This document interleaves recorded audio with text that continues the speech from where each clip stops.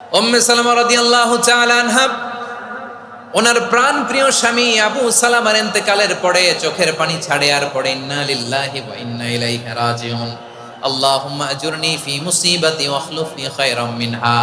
বারবার এই দোয়া পড়ে চোখের পানি ছাড়ে, এই দোয়া পড়ে চোখের পানি ছাড়ে, আর মনে মনে বলে আবু সালামার মতো ভালো মানুষ মদিনাতে নাই, আবু সালামার চেয়েও ভালো মানুষ মদিনাতে নাই, তার চেয়ে ভালো মানুষ কি করে আল্লাহ তাআলা আমারে দিবে, তার চেয়ে ভালো মানুষ তো আমি মদিনাতে দেখি না।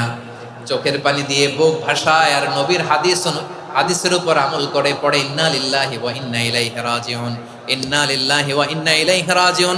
পড়তে পড়তে চোখের পানি ছাড়ে আর চিন্তা করে বিশ্বনবী বললেন, এই দোয়া পড়লে যেটা হারালাম তার চেয়ে ভালো কিছু দিয়ে আল্লাহ পুরস্কার দেয়। আবু সালামার চেয়ে ভালো মানুষ মদিনার মধ্যে আর কে হতে পারে? কি আজীব তামাশা, কি অবাক করা ঘটনা।